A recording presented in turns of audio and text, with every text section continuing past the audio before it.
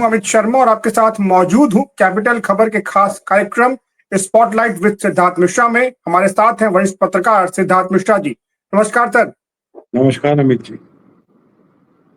Sir, बड़ी खबर आ रही है पहलगांव कश्मीर से, जहां पर एक बहुत बड़ा आतंकी हमला हुआ है जिसमें 25 से ज्यादा यात्रियों के मारे जाने की खबर आ रही है, जो टूरिस्ट वहां गए थे उनकी। और ऐसा लग रहा है कि ये संख्या अभी और बढ़ेगी ही।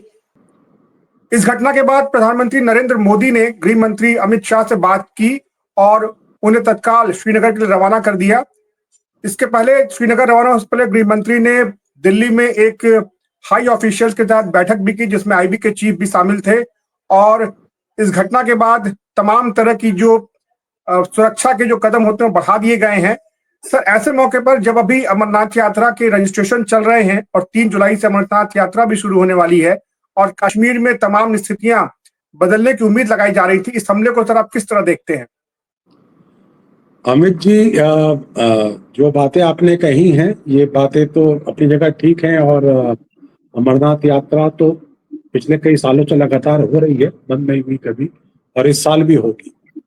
लेकिन मैं जो बात आपके साथ शेयर करना चाह रहा हूँ कि जो कश्मीर इतने दिनों से शांत है, छिटपुट कहीं कहीं पे अटैक्स होते हैं, लेकिन इस तरह का मेजर अटैक बहुत दिनों से नहीं हुआ।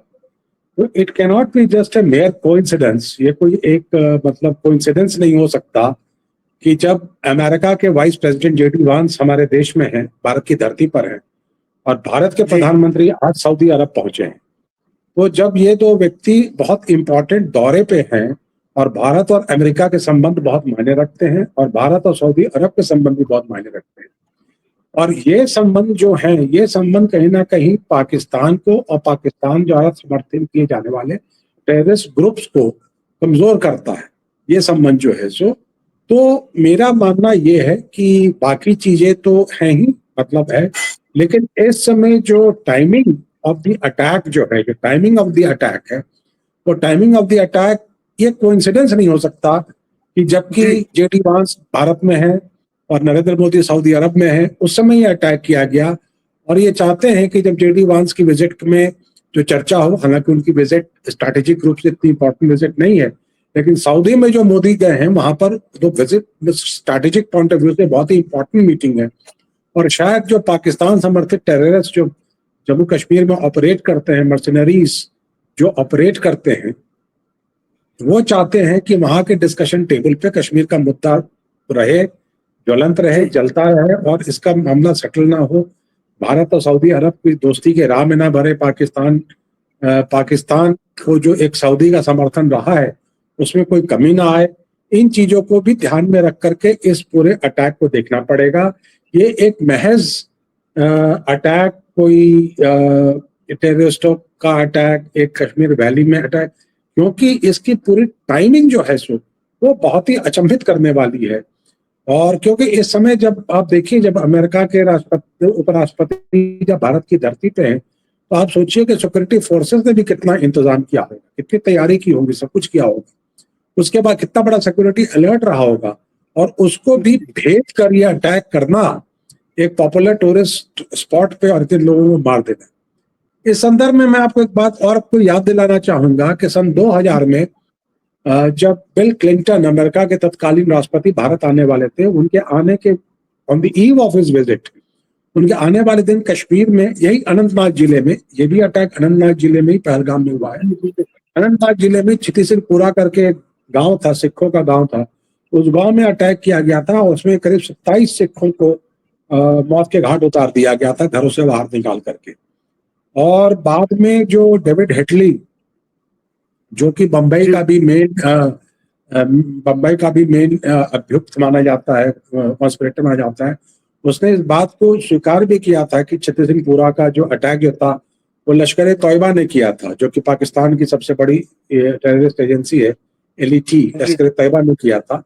तो मुझे भी कहीं कोई शक नहीं है कि ये भी, और कोई मेरे कहने में कोई, आई हैव नो डाउट्स कि इस अटैक के पीछे भी इन्हीं टेररिस्ट ऑर्गेनाइजेशंस का हाथ है, और इनका पूरा मंसूबा भारत के जो अच्छे बनते हुए रिश्ते हैं इन पावर्स के साथ, जिनका कहीं ना कहीं समर्थन पाकिस्तान को कहीं ना कहीं परोक्ष रूप से या या सामने से जो रहा है, पक्ष रूप से या परोक्ष रूप से जो रहा है, उसको कहीं ना कहीं करने का, खास करके JD1 से भी ज्यादा इंपॉर्टेंट है कि नरेंद्र मोदी आज सऊदी अरब में है, और वहां पर जब वो सऊदी अरब में है तो उस समय ऐसा अटैक जम्मू कश्मीर में होना एक बहुत ही स्ट्रांग मैसेज देता है कि कोई पीस संधि, कोई पीस वार्ता, कोई ट्रेड वार्ता कोई अगर हमारी सऊदी अरब के साथ हो रही है। जी सर, तसव्वुर राणा को भी अभी कुछ दिनों पहले ही प्रत्यर्पित करके भारत लाया गया है और वो भी 26/11 के हमले का मुख्य आरोपी रहा है। आपको ये उससे भी कुछ जुड़ता हुआ मामला नजर आता है क्या? देखिए, ये तसव्वुर राणा वगैरह जो है ये सब तो चेस के प्यादे हैं, शतरंज के प्यादे हैं, ये सब ठीक है, उसकी एक यूटिलिटी थी, उसने काम किया, उसको लेकर के इतना तसव्वुर राणा के लिए इतना बड़ा रिस्क नहीं लेगा।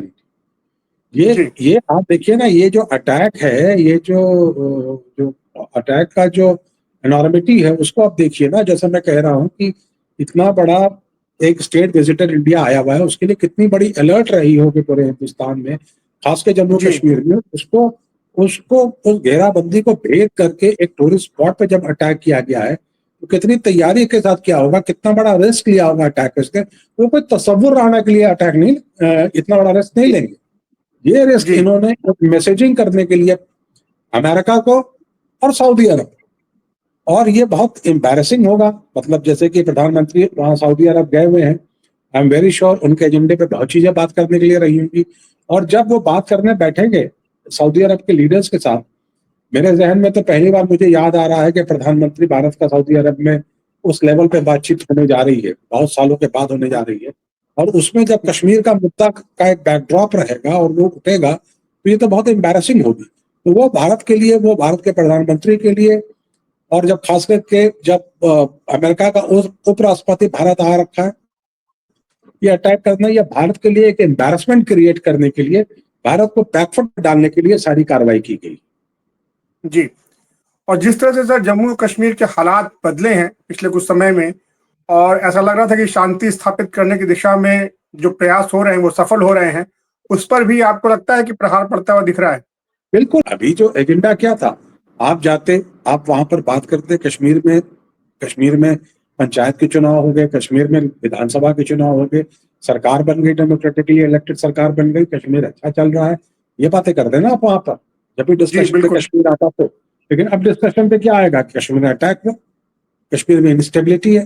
तो ये बिल्कुल एक डिप्लोमेटिकली सोचा समझा, स्ट्रैटेजिकली सोचा समझा गया अटैक है, भारत को डिप्लोमेटिकली एम्बैरेस करने के लिए किया गया अटैक। जी सर, आपको क्या लगता है कि इस एम्बैरेसमेंट से निकलने के क्या उपाय भारत कर सकता है? अभी तो देखिए, अभी तो सबसे बड़ी बात है, अभी तो डिप्लोमेटिक बातें तो बात की बातें हैं, अभी तो सबसे बड़ा बात है कि वहां पर रिलीफ, जो लोग वहां पर गोलियों के शिकार हुए हैं उनको क्या रिलीफ सरकार जल्दी जल्दी पहुंचाए, और दूसरी बात है कि ये जो टेररिस्ट मॉड्यूल जो वहां काम कर रहा है उसको निष्पादित करे।